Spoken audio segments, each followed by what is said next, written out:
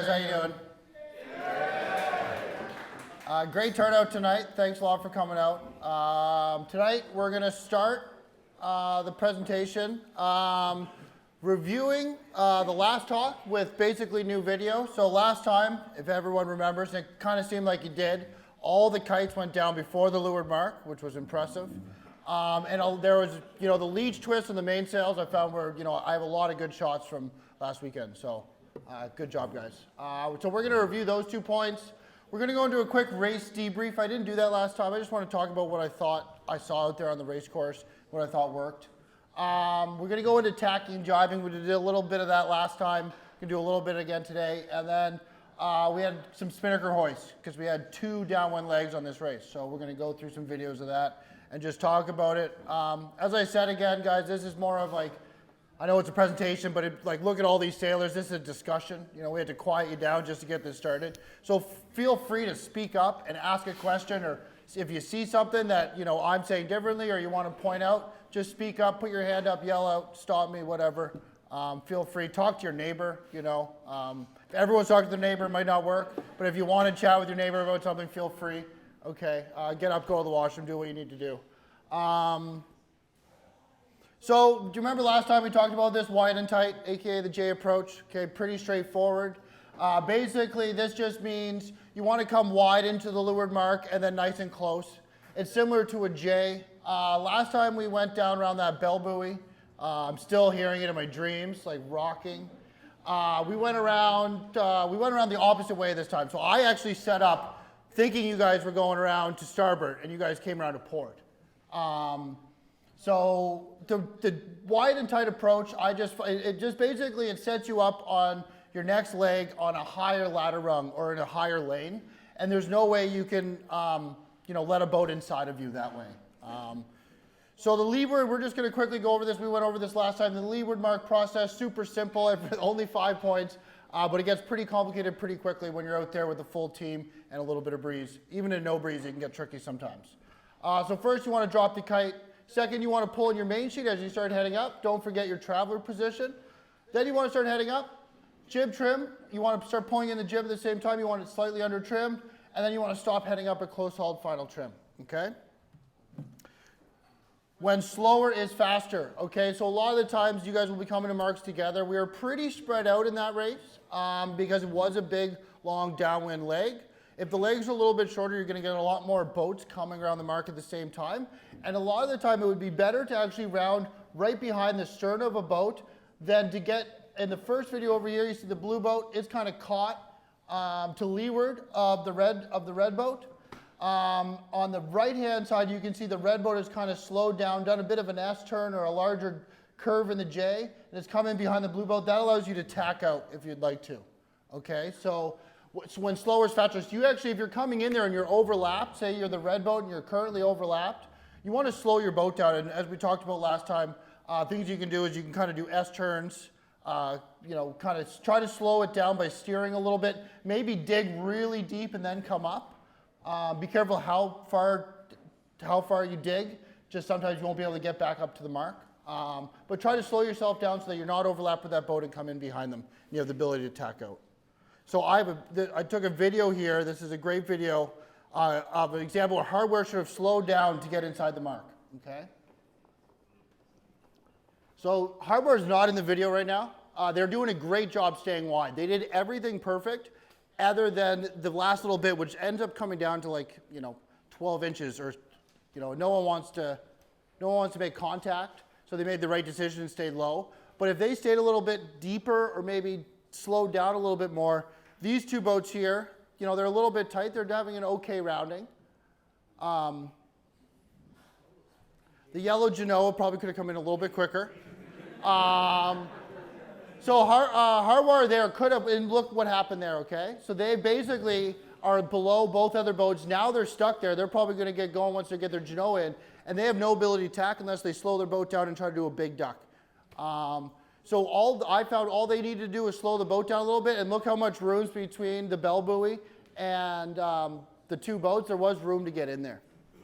So just think about that when you're coming into a mark and you see two boats rounding it. A lot of the time when two boats are rounding it, one boat might get a good rounding, but the second one's definitely not. So you want to be following in behind that first boat. So be careful with shifts in English Bay, okay? English Bay is very geographical.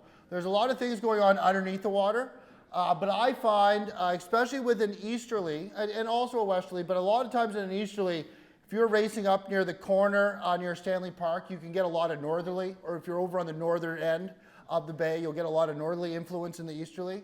And then once you get down towards the west end of, or the mouth of the bay, down near UBC, and then you have the strait out there, and especially on Sunday where there was prediction of a southerly to come in, there was a lot of southerly influence. So you got to be careful, and you got to put that in your game plan when you know that reach leg that we did, and we'll talk about this later, from the barge to, is it called QC?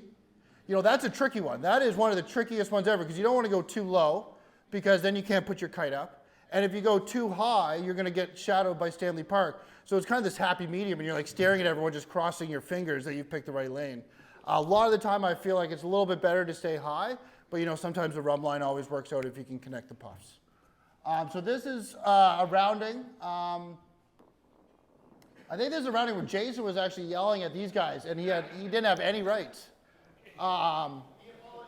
He did. Okay, that's a good sailor. That's sportsmanship right there. So kites are down. That's, you know, perfect. You know, it might have been able to hold on longer, but it's way better to put it down early and get around the mark properly. So if you look over here to the left, that's Mojo coming back upwind to the mark. So what happened was the southerly shift, they didn't anticipate it, and they thought, I talked to Mark after the race, and they thought they weren't laying the mark, so they decided to jibe back out, jibe back north. And by the time they jibe back, the southerly has kind of come in at this angle, and they had to basically drop their kite and sail back upwind. They were duking it out with these two boats all the way downwind. But at the rounding, he just went a little bit farther north, and the southerly came in and he ended up sailing upwind. So that's a good idea, or I guess that's notification that keep an eye on where you are in the bay, especially on an easterly, and how the geographical shifts could affect, you know, your race course and where you want to go. That make sense? Yeah. So this is a good rounding. I was actually in a weird position here because as I told you guys, I switched. I thought you guys were rounding one way, so I was like coming down. I had to stop because he was coming in. So you don't really see the distance, but they had a really nice rounding. You can see the kite is down again. I think, yeah, there's the bell. So, you know, everything's put away. They look pretty organized. No one's like running around and screaming. So this is pretty good. I think, the mainsail came in really nicely. I think it's hard to tell right here, but you can kind of see the horizontal wrinkles. I would say that was proper main sheet, halyard tension for downwind. But once you go up, when you pull that main sheet on, your mast bends, and you need to add a little bit more halyard tension. You might want to crank that up a little bit before you hit that leeward mark, just to get your draft a little bit further forward in that main. Another thing is, they were all by themselves. They don't have to worry about the pole. But if you're coming into a situation where you're going to have to be ducking and dodging, get that thing out of there, because it's really expensive to fix. Yeah, that's the one thing. But you're all alone, so that's, it's not worrisome. But it might be something you want to throw into your game plan next time, so that it's just part of the game plan. So it's not like, oh no, there's 4 more boats. Let's get rid of this pole. So if you kind of throw that in your game plan, I think it'd be a little bit safer coming into marks with some congestion. This is a good mark rounding, 3 boats rounding one another. This is Spitfire here rounding. Look nice and controlled. Genoa is in. Mainsail probably could have come in a little bit quicker, but the guy got it right there. So it's like, we're talking about a second. Okay, I'm getting a little picky. They came in from the south. Yeah, they came in from the south. I thought it was a pretty good move. And you know what? That was almost a perfect douse. In far thirds, you see this all the time. The guy in the bow still taking the kite down as they're rounding the mark. Probably a little bit quicker on the mainsail and the jib. You can just kind of see them side slipping.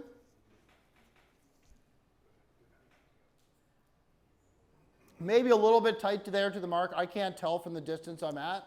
And those big Genoas are really hard to get in. As we talked about last time, you always want 2 people. You want someone tailing and you want the strongest person on the boat grinding, or the person who thinks they're the strongest.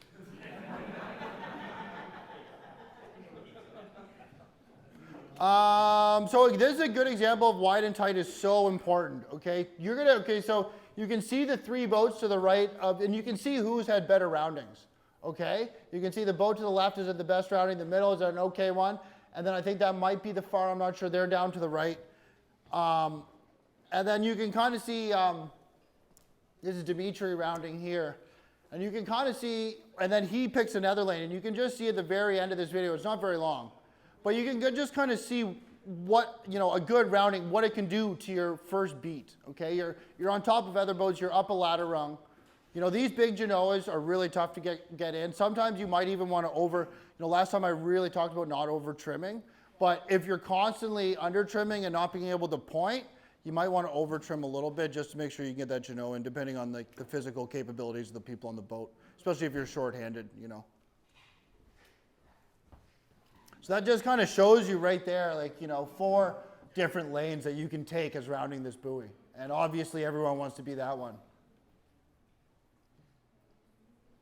So another one is it's with the southerly switch. I watched a few boats, especially if they're rounding together, going past close hauled, and it really doesn't benefit you at all, especially when you're down speed coming from a run, trying to pick up speed to throw the wheel over and try to get up into past close hauled. It basically stalls the boat out. That's Wade. He's going for immediate attack, so that's right through close haul. That's okay. Yeah, but you can just over here. It's kind of distracted there. Let's see if I can play this again. Yeah, you could almost see. So I don't know. You might be distracted by Wade's tactical decision to tack, but they just kind of pinched, and then they realized Wade was tacking, and they came back down. They just kind of slowed their momentum and where they were going. If they just kind of continued on and didn't kind of pinch up into it at all, I think he was thinking about trying to get above Wade, but I still think that wasn't a possibility. Wade had a pretty good rounding. It was super southerly here, so it's kind of a bad angle. As you can tell, no one's heading directly up towards the beach. They're kind of heading back over towards the residences of UBC.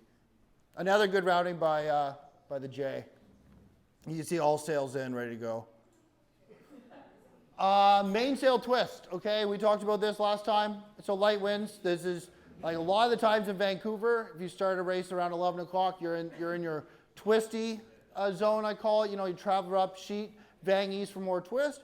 And then if you're in a westerly or an easterly that's supposed to pipe up a little bit, you start getting a stronger breeze. You put your traveler down. As you do that, you want to pull your main sheet in. And then you add a little bit of vang. You want to trim that on. That depowers your main, as well as helps reduce twist. Okay.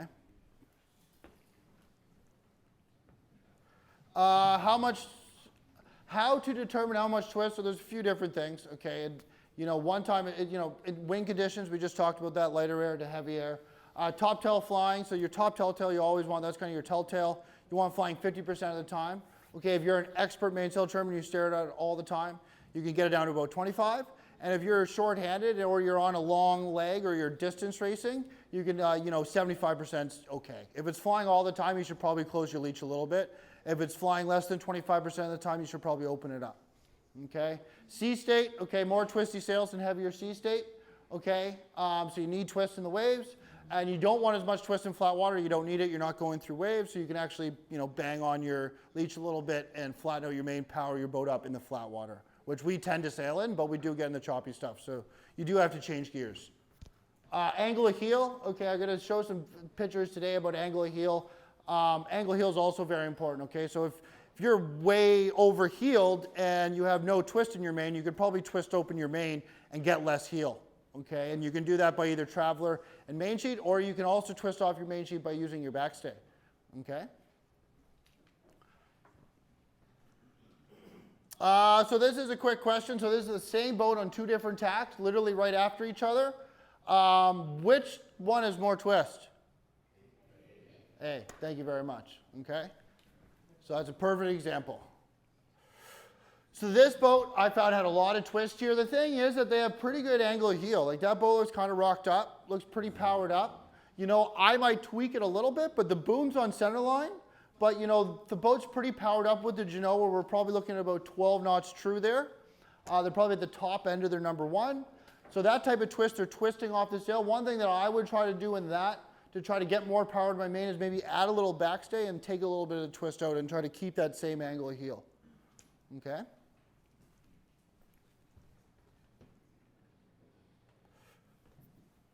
So this was a pretty good setup here, I found. You know, pretty good twist. This mainsail's powered up, but it does have a little bit of twist. One thing is I would pull that boom up to center line. Okay, I just sneak that up, and I think the boat would just kind of lift up a little bit. You can even get away, like, unless your boom should not be below the center line of your boat, unless your angle of heel is too much and you're kind of losing your tracking, you're going sideways. Okay, so if you can power the boat up at all, you should have the boom at center line or sometimes above center line. And I'll show you guys a little picture here in a bit with someone that's way above center line. I talked about it today at the loft, and you know, on the TB52s, they're doing, you know, they're way above the center line. Especially in flat water, you can really get away with it. You can pull that up and you can really get in kind of a pinchy mode. You have to have a mainsail trimmer that's dialed in though, because if you are out of your mode and you kind of follow, you got to get that traveler down and get moving again and kind of do your low lane. So Genoa twist, I did a couple pictures of this. You know, I'd like to maybe focus, if we do this again, on jib twist, jib sheeting, and Genoa twist. So I'm going to jump up here. So you can just see here, what I'm looking for is the twist here. So you know what, I really think they've done a pretty decent job of the mainsail twist and the Genoa twist matching each other. But as I said, I think they could bring their boom up a little bit.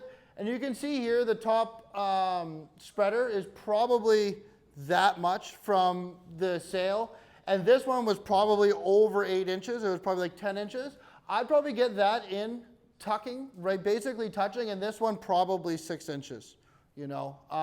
And how you do that, you know, you could maybe sheet on a little bit harder.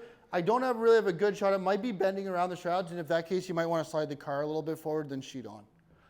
But really, you know, decent setup. I would just try to tweak a few things. In general, you don't want at the lower spreader. You probably don't want more than, you know, 8 inches on some of the bigger boats, and you know, you're talking about 6 inches on the smaller boats. And that is all just car position and sheeting. Sheet tension. Today I was super impressed. Those clouds looked awesome. No, a lot of people's leeches were like bang on, and like look at this. So like you can almost see replica. Everyone is kind of heeled up. People on the rail hiking, very impressive. So this looks good. You know, like nice angle of heel, not too much twist. If you could come up and look, their top telltale is actually flying. The jib's in. It's a little bit tighter than the last one. I think that looks really good. It's almost like you had a North Sales guy on that boat. Yeah.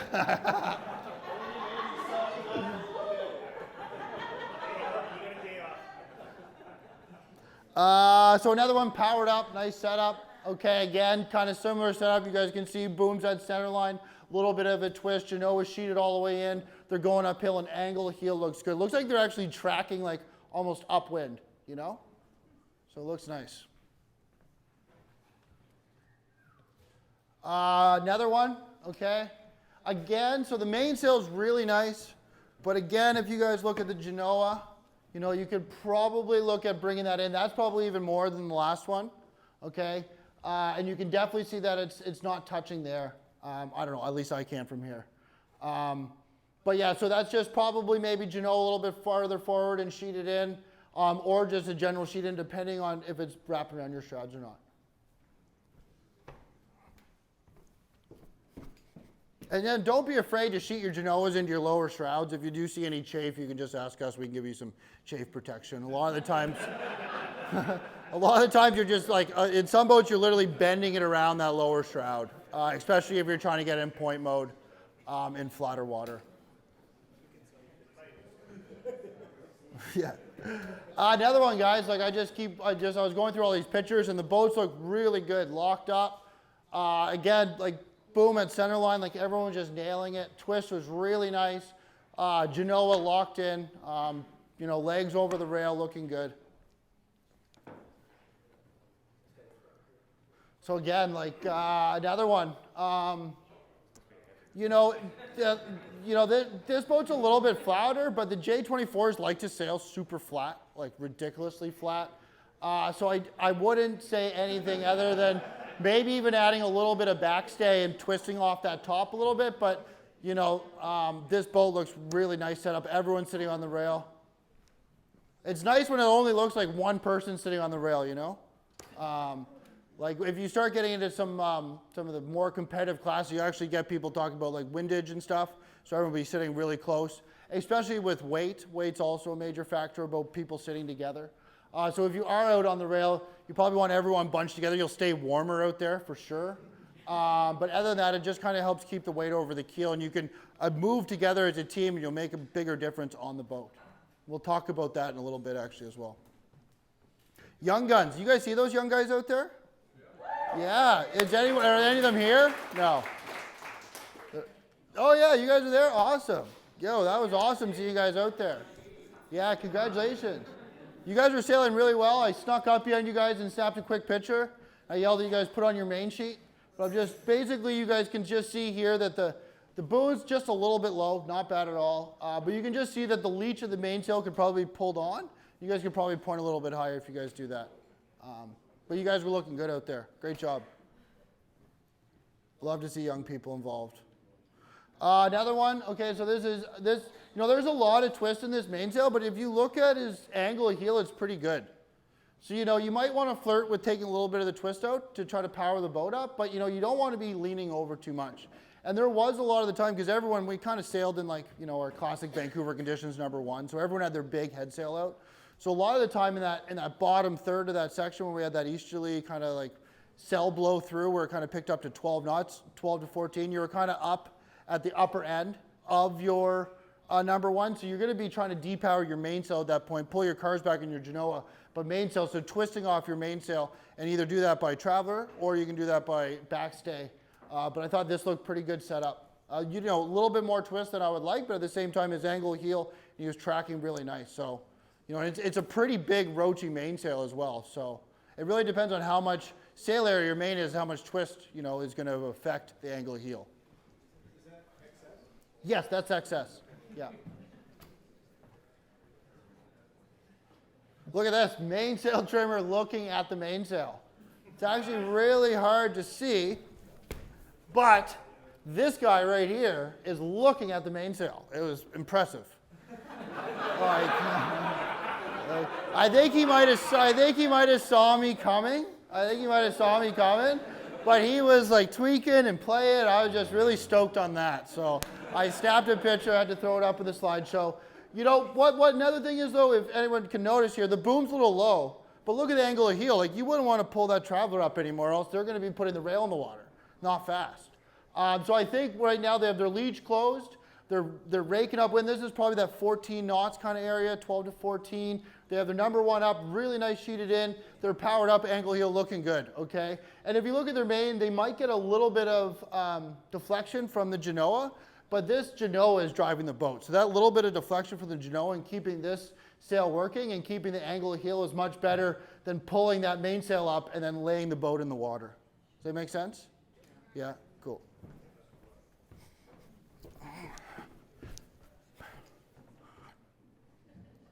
So this is the one where the boom was high, and they were sailing fast, okay?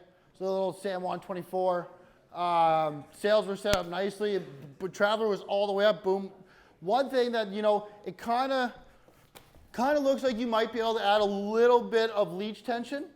You know, you might want to see if you could drop the Traveler and pull on the leech a little bit, or maybe just pull on the leech, depending on what kind of configuration you have up here. I know it's not always the easiest, and keeping weight on the rail in this type of breeze is also super important.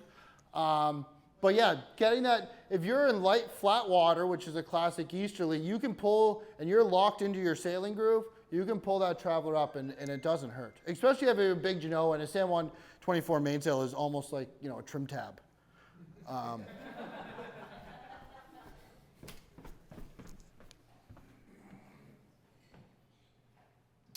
So I came up on these guys, I took a picture.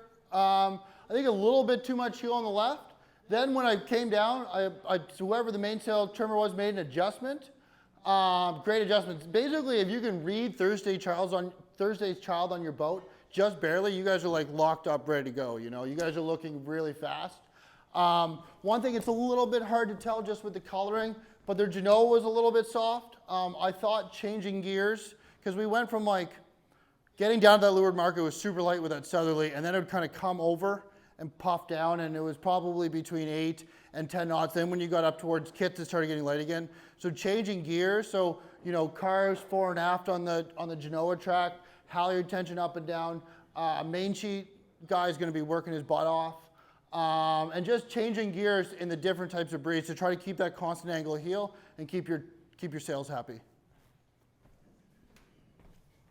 And like that's a long distance. Like sometimes you're like, oh man, I only got like another minute and a half. Do I really need to go change this halyard? But we sailed the whole distance of the bay. That makes a huge difference. If you get 2 degrees, you know that one time you're trying to make that tanker that we race around, that 2 degrees could maybe be above that tanker, and that would just be a little bit of a halyard adjustment, okay?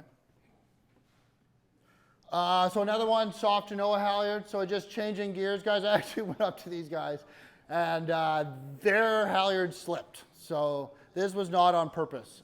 Their halyard slipped. They were doing what they could.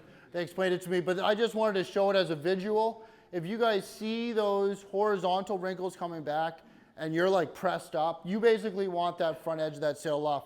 Only time that's even more than you would want in light air, but in super light air, there's going to be less pressure.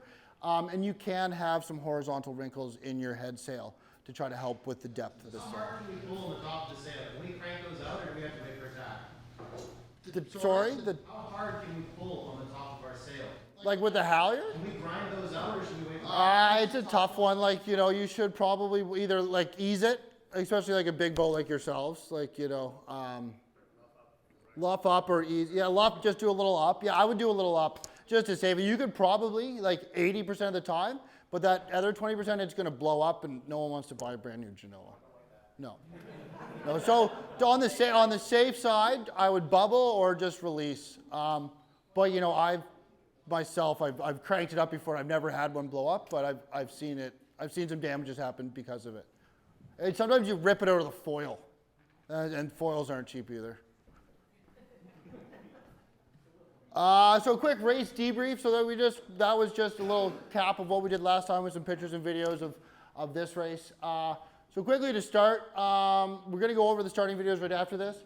But basically, if you were on the line and you had an ability to tack out, because it was kind of a quick tack to get over towards the barge, so all I wanted, like, you know, my advice to whoever I'd be sailing with is like be on the line, but just make sure that you have ability to tack. So you don't want someone right on your hip, so that you're forced out towards Stanley Park and into the lighter air and past your ley line.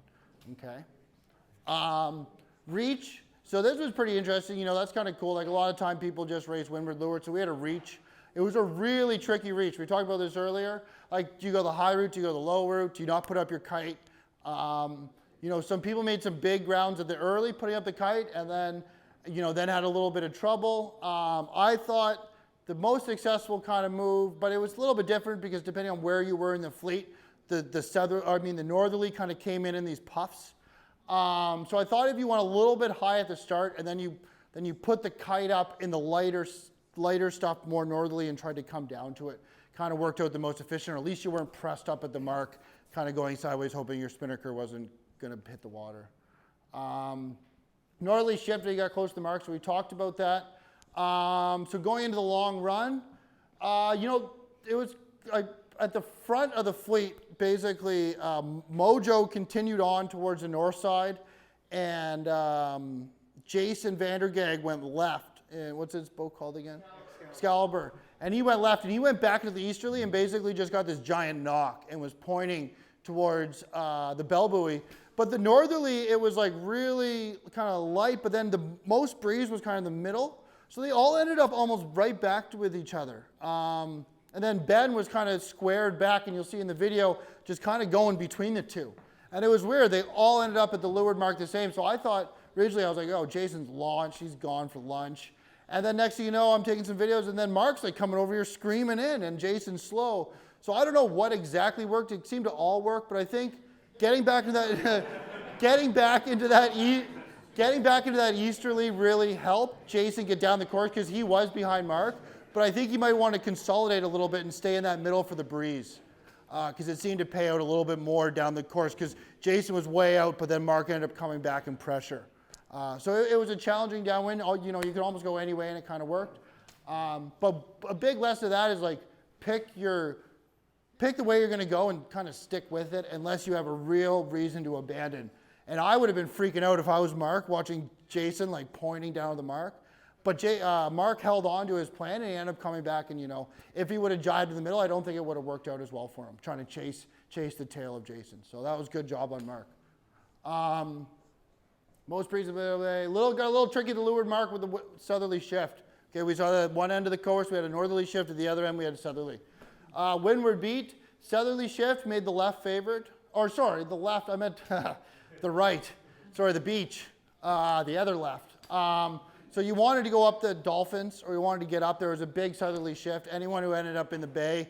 So you kind of, was anyone seeing any of the current that was going on out there? Like, was it less current? Was it faster to go in? Was there more current outside? Is any? Better on the shore. So the lift was on the shore. The current was on the shore. There was no reason to go out. So you basically want to short tack those Dolphins.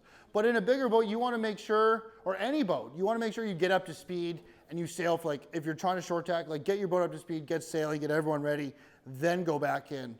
Because if you're just short tacking, either your team's not ready or your boat's not up to speed, you're just going to be slowing down. Okay. Lots of gear changes. Okay. So there was tons of gear changing.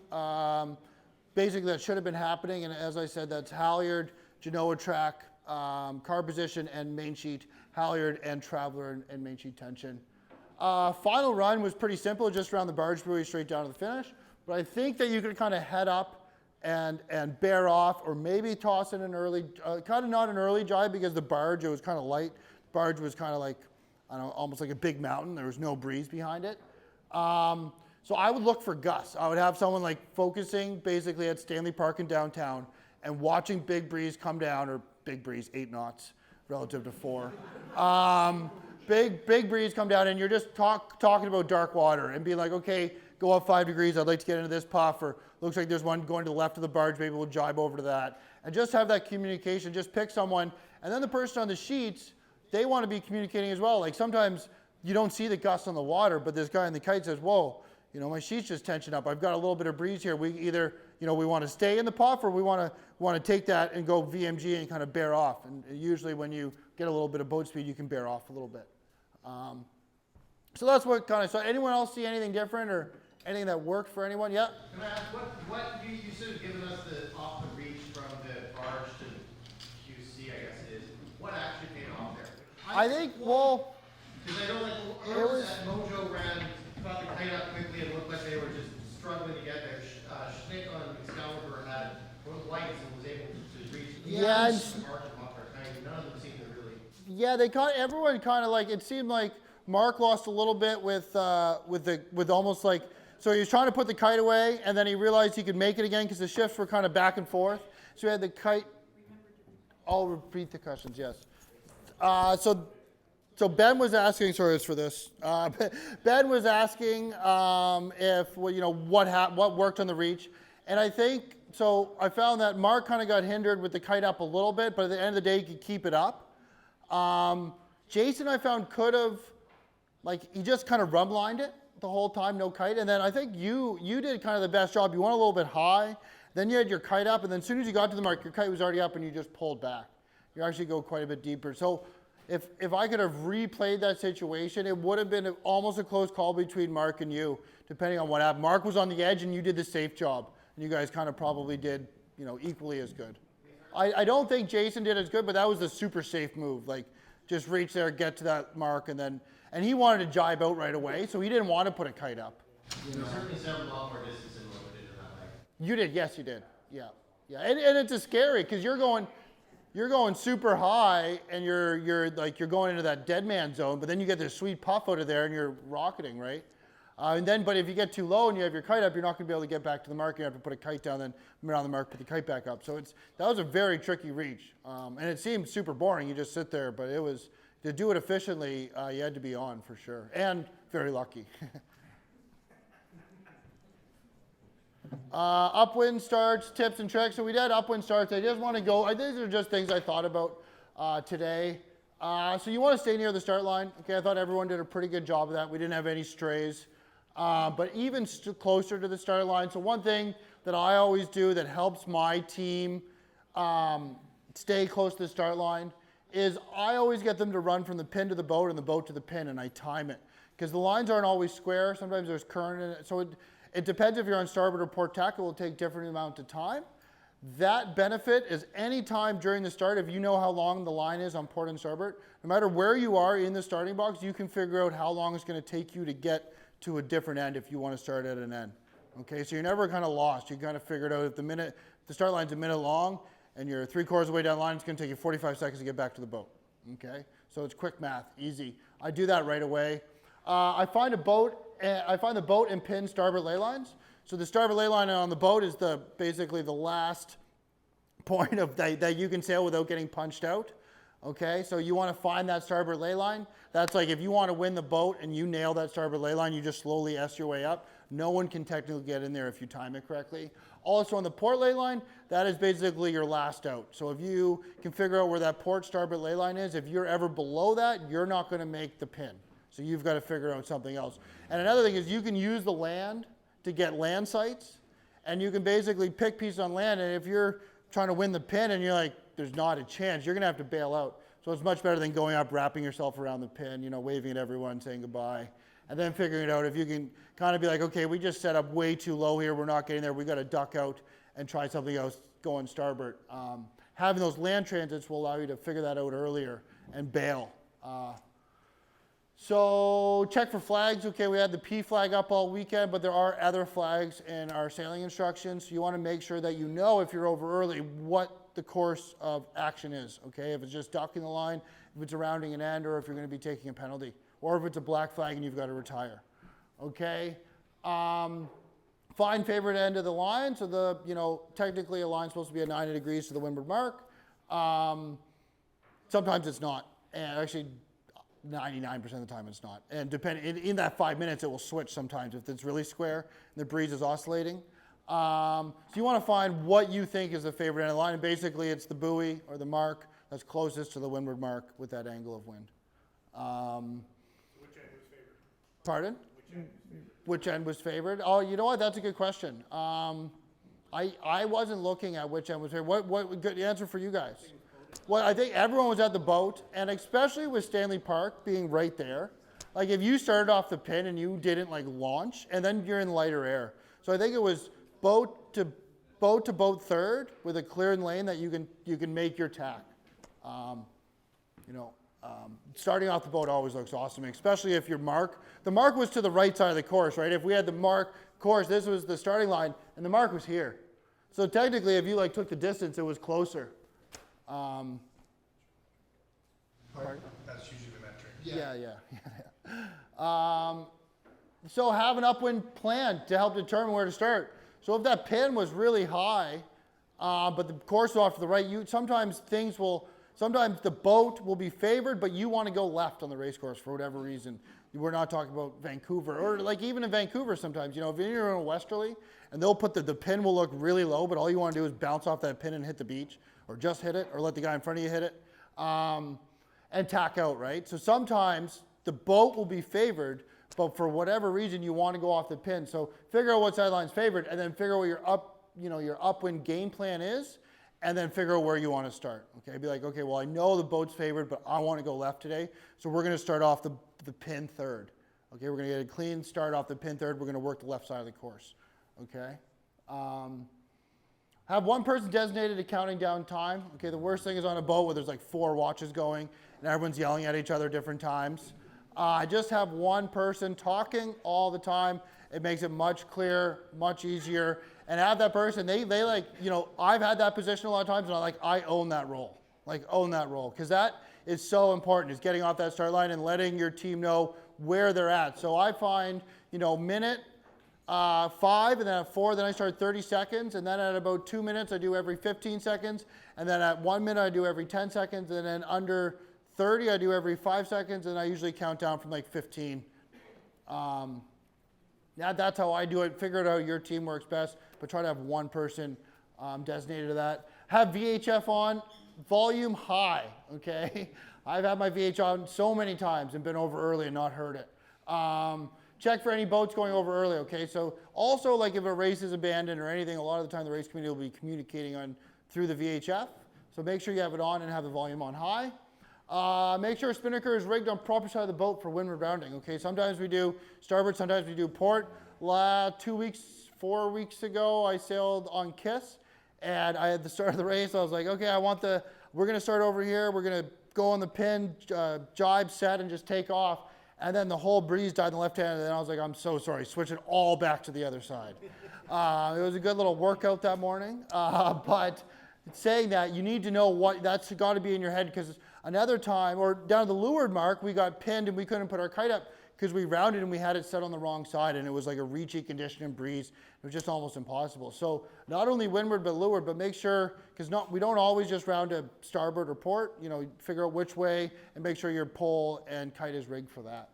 The last thing is, like, and if you can do this, if your boat is at full speed and close haul deck go, and you can stay near the start line, you're gonna have a decent start. Okay, if you take the first one, the last one, and put those together, you'll have a good start, and then you can kind of work on the other stuff. Yes. Can I just add one thing? Of course, please. Take a picture of the torque port. Yeah, wow. How do you know if it's marked port or starboard, and you only find it out later, right? Yeah, no, that's exactly good. Use technology to your advantage out there. That's a good one. I've never done that, but I'm gonna start using that one. That'll be on my next one. So this is our first start. Back to video time. So look, everyone's at so the boat looks a little favored on this one. So look at that, they got bounced out, so that looks like a competitive start. Another boat. I heard Dennis fell on the tiller.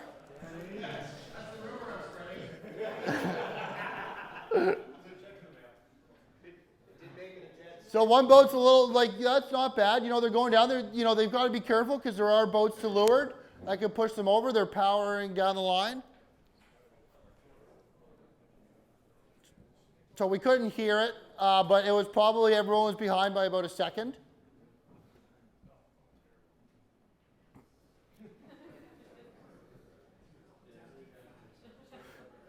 So, you know, if someone started about a third way down the line, everyone was grouping up towards the boat. But if the boat wasn't that favored, starting a little bit down the line if you don't want to get in the mix, because one boat will get away on that starboard, 2 will get bounced out, and 3 will be in bad air. If you want to get down the line, you just want to have a clean start, you know, get down the line, have your boat at full speed and be on the line, and you're going to be in that top 2 or 3 boats, you know. Unless for whatever reason there's a major shift to the right side or that boat is super favored.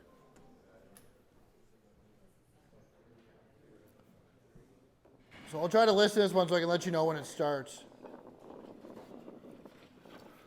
Oh no, this is not start 2.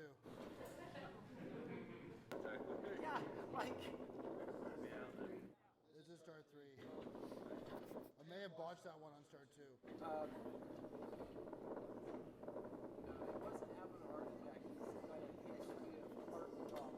So again, everyone at the boat.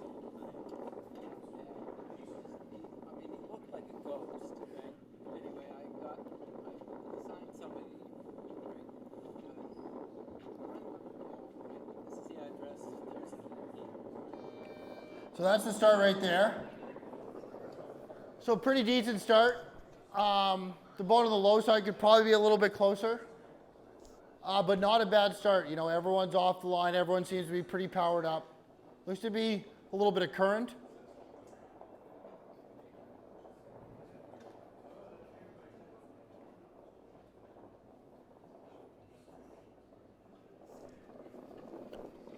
And you know, one thing that I would recommend, if you find yourself in that group and you're looking around and you know that boats, because some of these boats go faster, some of them point higher.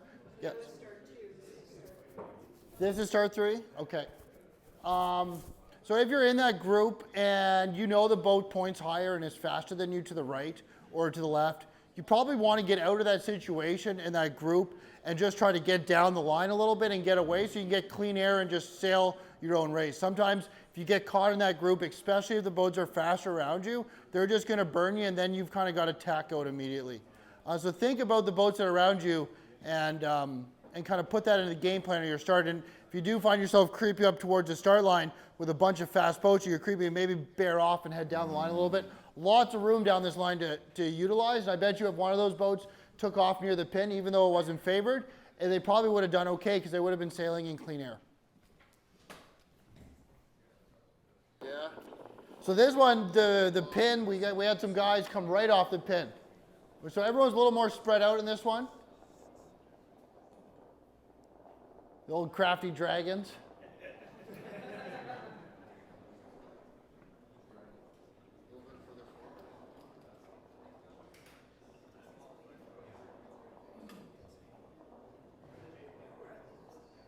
So that's go right there.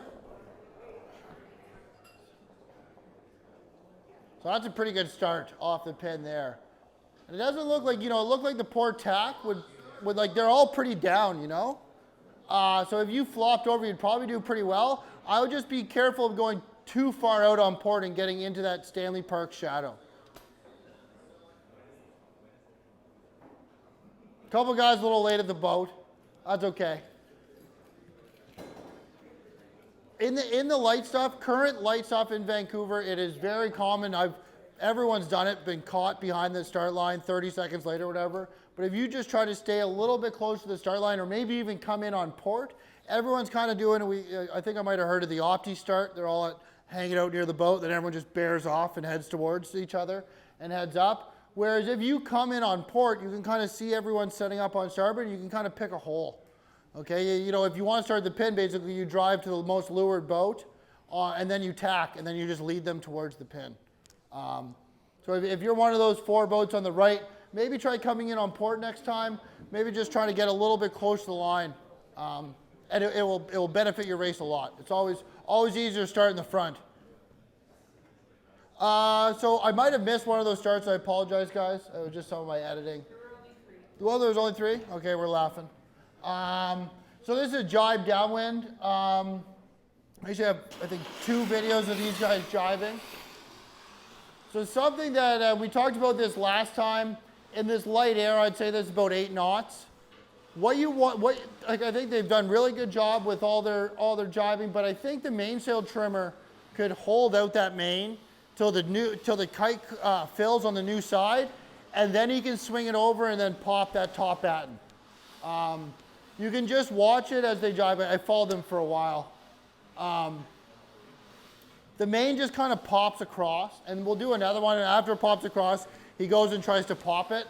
But the mainsail will kind of create disturbance on that spinnaker, and you just want that spinnaker to really fill. So holding that main over while you're DDW and you're coming through, and then letting it down once that spinnaker fills, I've seen it just works a little bit more efficiently. In the lighter stuff. In the heavier stuff, you don't want to put someone there holding the boom. They'll end up in the drink. Yeah.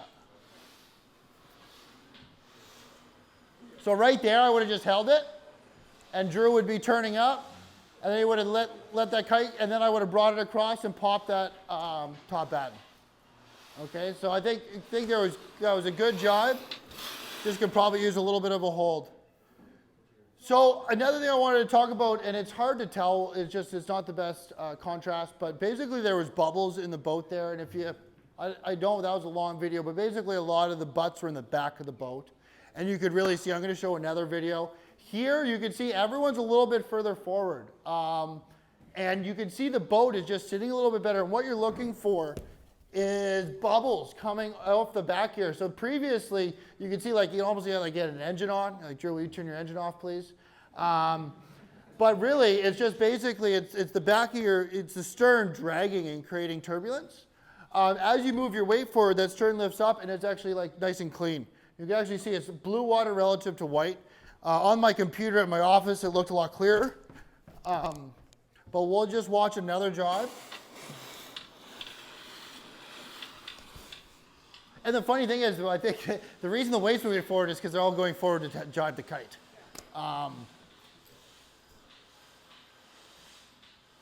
That was a comment. Chris was watching this in the loft with me today or yesterday, and that was a comment he made. And you can see the stern of his boat. Okay, that's good. The weight's forward. The boat likes that downwind. So same, really good jibe. You can see them screwing around with the mainsail again. If they held that and then came down, it would probably be all one slick movement. It gets caught on the backstay. Does it? Yeah. Yeah. But good point about the stern. John, with the 109, he used to have a 110, and he said it's critical to get the weight 3 guys forward of the shroud. Yeah, to yeah, get yeah. the butt out of the water. Totally. And so this is a video of the bubbles. So it was like it looks like an engine's on, right?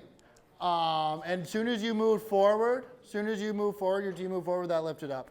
You should just constantly, like, weight management, that's for everyone. Like, weight management on these boats, if you think, like, really comfortable, nice big cruiser racer, you know, I'm only 150 pounds, whatever, I can sit in the back. No, like, move that weight forward, and you can see, and there's little telltale signs like this that kind of help you let you know. Yeah, well, the driver's going to stay back there. So I have another asymmetric jibe. I didn't get a symmetric jibe. I really wanted to. The fleet was a little spread out, so I was kind of chasing my tail a little bit. I appreciate that because it wasn't good. Okay. So here's another good jibe. Same thing. I think, so the big thing is having the person on the front run that clue back and pull it down. That helps twist the top of the kite and open it up. Okay, nice exit. And at the same time, I think is just at the tip, just enough pressure where they probably could have held that boom up, let that kite fill, then pulled it across. But nice kite, nice entrance to the jibe, nice smooth driving through the jibe, and a very nice exit angle. So I thought that was a very successful jibe. So we're going to go into tacking. So this is tacking with a puff after the tack. So I think they did a really good job driving here. So this is Wade on Silic. So look at this. That Genoa comes in so quickly. That's pretty impressive. Like he's going. So they're on the new tack. You can see right now, good angle heel, and then boom. Wade's actually looking at he doesn't want to hit that big thing. At the same time, they had, watch the boom go down. So the mainsail trimmer is on, it was just a little bit slow, okay? So that angle of heel was due to the main sheet being on a little bit too tight. So we'll just replay that again.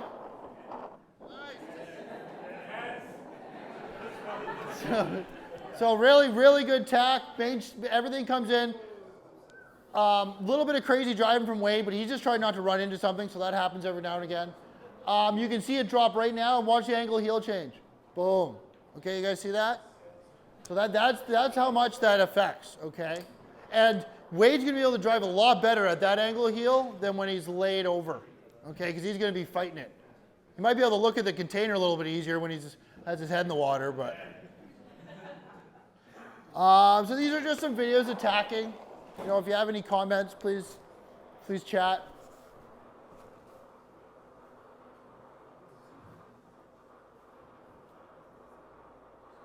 So nice main setup there, guys. Genoa looks locked in.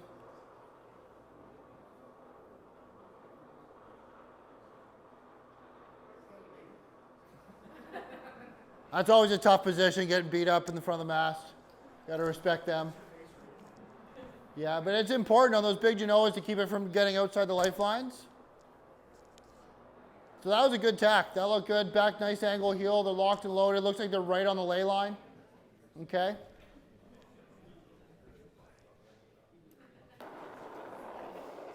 So I think in this one, the sail maneuvers were really good. I think we could have come out of the tack a little bit quicker. So going into the tack was okay. And then it seemed like the tiller probably could have come to, like, bore off a little bit here. We kind of got stuck in irons for a second. Come through that tack, and then you would probably want to hold right there and then straighten your tiller out. So I think just a little bit quicker tiller move, but look at that. Like, they're ready, set, go. So, decent tack. I think a little bit quicker tiller movement will get you through the tack a little bit quicker.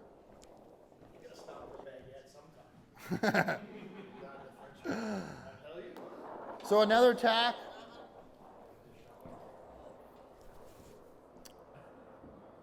So this is when you can see a guy like slide down right across the deck to go down to low side. You'll watch him right here. There he goes. But you know, you have to do that on those type of boats. You are slipping out. And then down to the new side, they did a good job. I can't really see how the sails are trimmed, but the sails seem to be in. The boom looks a little bit low right there.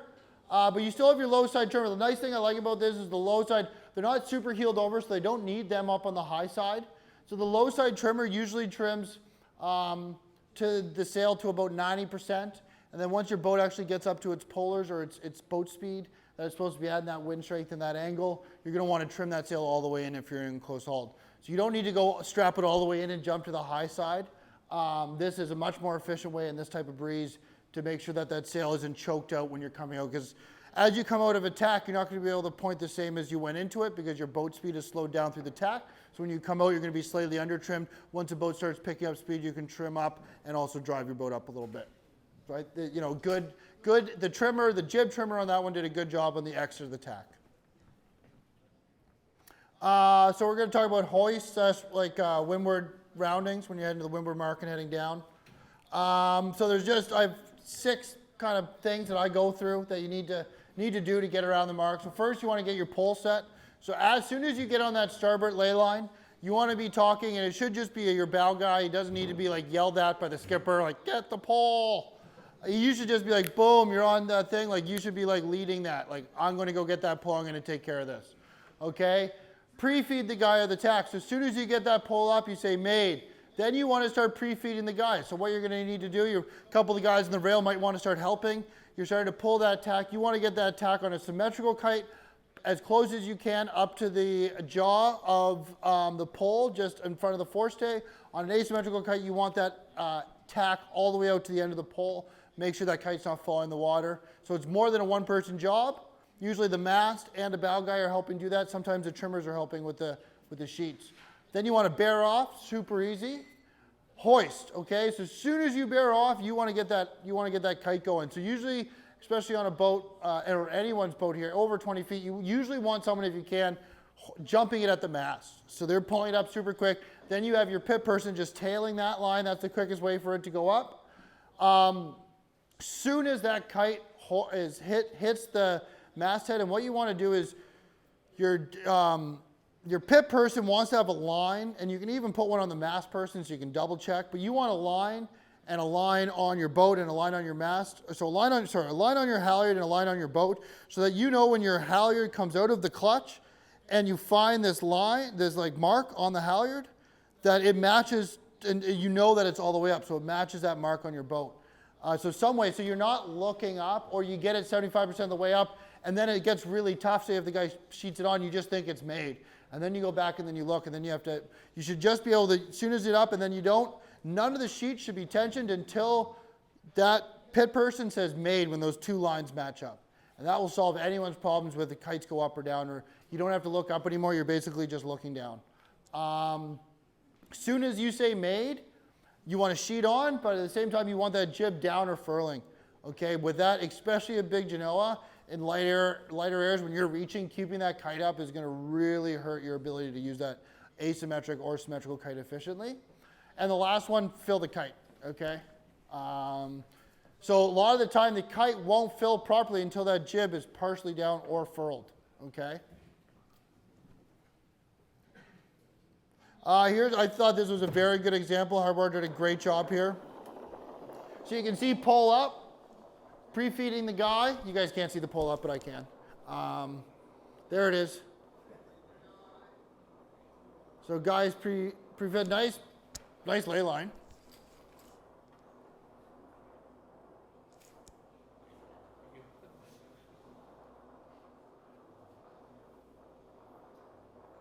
So this is kind of a nice windward mark that kind of gave you like 40 feet to kind of slowly go around. It's not like, a button hook. So look at this, as soon as they got around, halyard's going up, so they have the guy bumping at the mast, okay? Pole's back, okay? Sometimes the pole stays forward, you're bearing off. You want that pole back to help fill that kite, get it away from that Genoa. Okay, they could probably even use the pole back a little bit further, or maybe bear off a little bit there. And then jib away. Look at that. So that was a really good example of all the processes that I just talked about, done in good execution. I would say the pole probably, oh look at that, the pole's going up. So you always want to match your clues on symmetrical kites. You know, if anything, you want your clue slightly higher than your tack. You never want your tack lower than your clue. And as the wind increases, technically they kind of like to go up. So here's a good example of an asymmetrical hoist. So this was another nice one. They had forever to get set up. But they did a good job. So they're before the mark. That is friggin' awesome. Okay? Kites up. They're bearing off.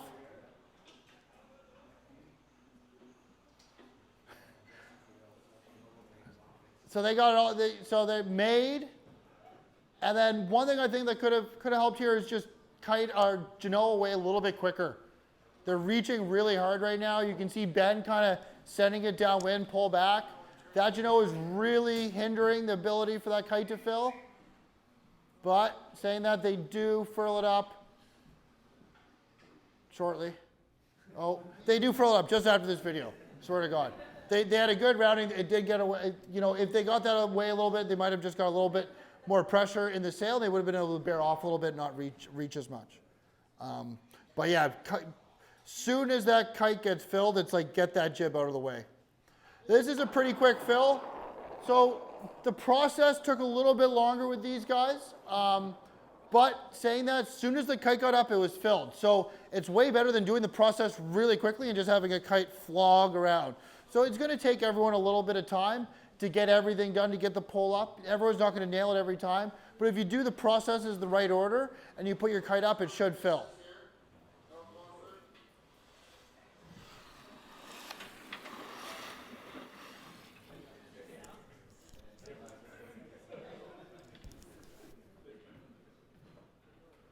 So they're going kite up right now. You can see someone bumping it at the mast. Okay, so and then watch this. As soon as it's up, boom. Look at that. Beautiful. Okay, so yeah. So I think that's a prime example of, you know, they might have not been the quickest, but as soon as the kite got up, it was filled, right shape. They're bearing off. They're sailing way lower than any other boat. Okay. And it looks like that boat ahead of them still trying to sort something out. Kite went up, was an aero blast.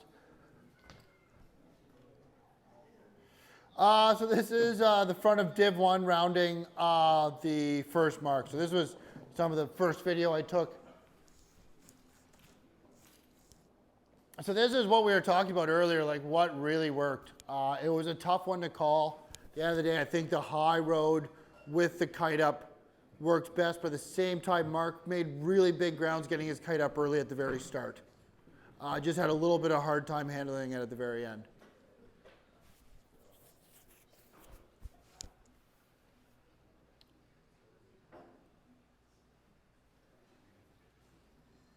So this is where Jason's driving out, trying to get back to that easterly. Thought that was definitely a really good play. But as we discussed earlier, you know, it just kind of all worked out at the very end. But evidently, he basically sailed back to that easterly, and as you watch him, his bow just basically started pointing at the mark as soon as he got out of this kind of northerly. And you're over here in this northerly, so you're kind of knocked as well. So it was this weird combination where both boats were going down at very weird angles on two different types of breezes. What boat is that with the big sexy black guy? They look fast. You know, they pulled back and they went downhill pretty quickly. You can see these guys still reaching off, but they're making a lot of ground going downwind. Ben and I talked about that. He made some big grounds. Like, they don't seem like they're going fast, and like the asymmetricals are ripping past them, but then they rip back towards them, and they're basically, you know, at the same distance. So someone sailing more distance but having more speed, and the other one sailing less speed but less distance. And their VMGs were probably very similar. Velocity made good. So I think this was a nice rounding here. So poles up, kite's already up, like 75% of the way up. They just got around the mark. That is awesome.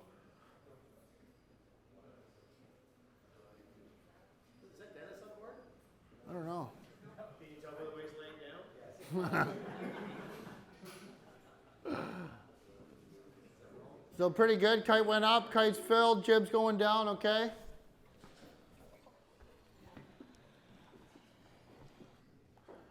So this, I like this one, okay. So they, one thing is like you want to pick the side of the race course you want to decide, like you want to pick which way you want to go and you want to stick to it, unless for whatever reason, there's a big reason to, but you want to kind of stick to your plan.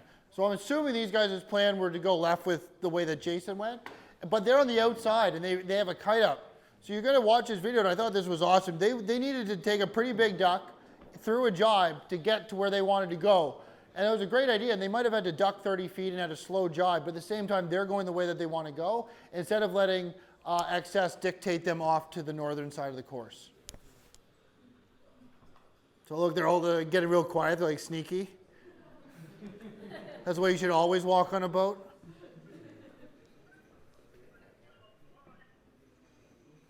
So good job, they're pulling the clue around. Waiting until the sail's on the other side, then he's going to aggressively jibe the boat and take that duck. So it was a nice slow, so he slowed the, actually it wasn't that aggressive, he slowed the jibe down in the middle and that kind of let excess kind of creep ahead, and then he jibed. I thought that was a really good move. You know, so they're thinking outside of the box there. Oh, this one's interesting. Who was involved in this rounding? Was that, anyone put your hand up if you were involved in one of these boats? No? Yeah, okay. 1, 2, okay. So there was 3 boats rounding. All of them had their kites up. Great roundings. There was a question if the last boat touched the mark with their kite or not. If I had the if I had the video, some of the chatter between the boats was pretty entertaining. At the end of the day, the boat with the blue kite, I forget who it was, the last boat, did honor up. And even though they didn't know that they touched, because sometimes it's tough when you have a kite and you're reaching and it just touches the mark. But you kind of have to, you know, sailing is a self-governing sport.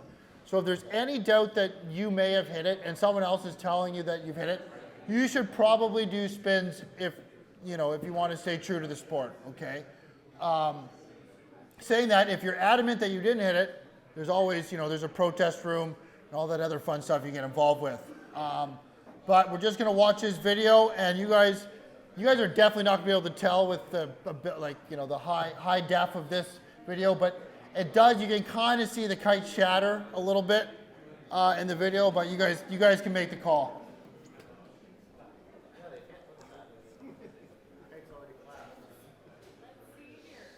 No.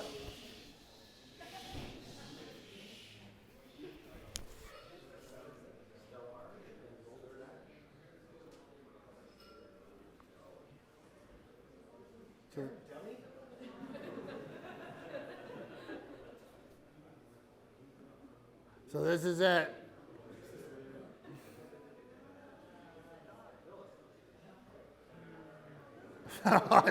It's super questionable. It's like if you slow it down, you can just see it almost, I don't know. I don't want to be the judge. But it was, all I got to say, it was very good sportsmanship for the people in the back that were told they touched a mark to put their kite down and do a 360. That's super tough. So I think that's respect. And that's the type of sailing everyone wants to be involved in, right? Yeah. Well,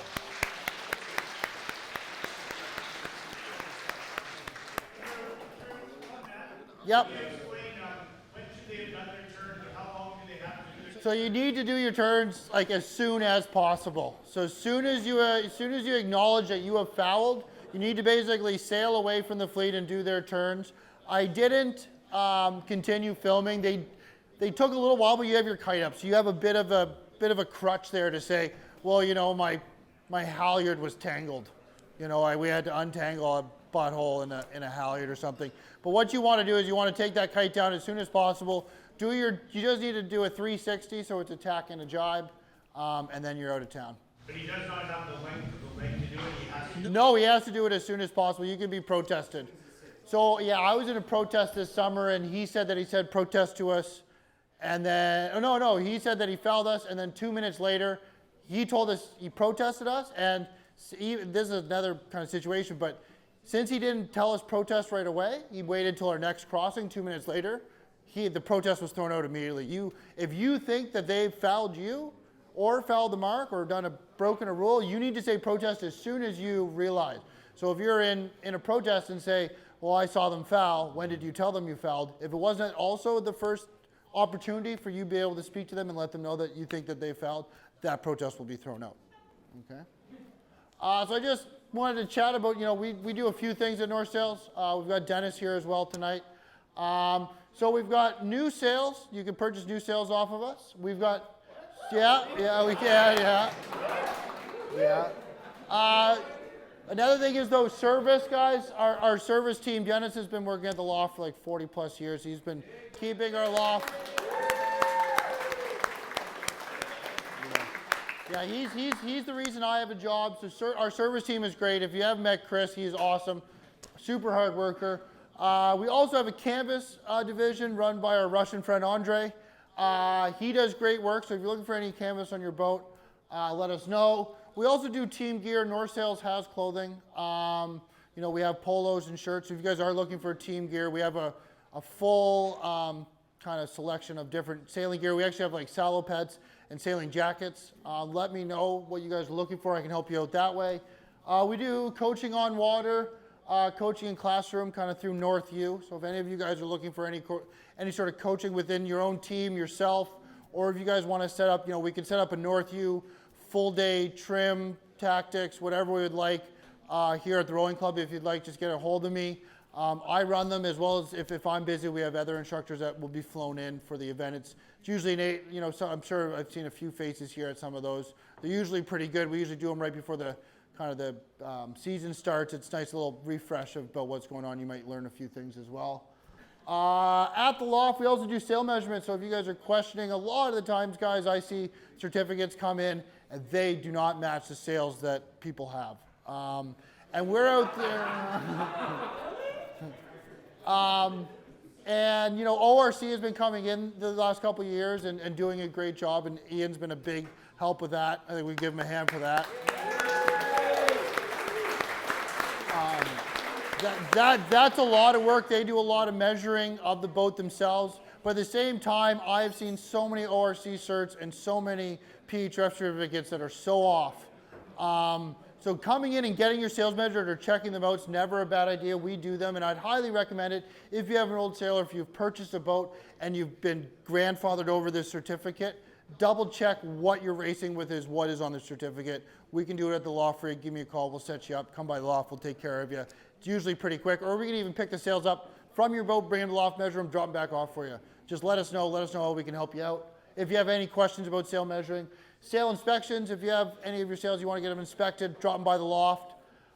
Rating sail optimization. So if you guys want to look at your sails that you have, or if you're looking for a new sail and you want to optimize your rating, I have the rating calculators for PHF BC. ORC is a little bit different, but they, you can do test certs and all this other stuff, so we can work with you to optimize your sails to be, most suited for the kind of conditions and the racing that you're doing with the team and the kind of plans that your team has.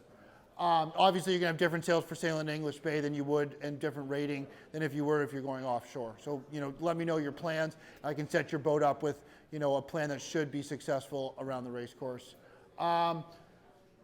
Recuts, okay, I know everyone can't purchase a new sail all the time. I would love that if that was the case, if I could show up here and everyone bought a new sail. But the biggest thing, guys, some of the sails I saw on the race course are definitely aged. And I'm not telling you guys need a brand new sail. A new sail would definitely help, but that's not always feasible. Getting in and getting some of these sails, if you guys haven't had them serviced, but just getting them recut makes a huge difference, guys. Like, we took Dusty Mock's Genoa in, that's like 15 years old, and gave it a little TLC. And, I can guarantee you getting that sail back in the motor, it's going to work a little bit better and more efficient.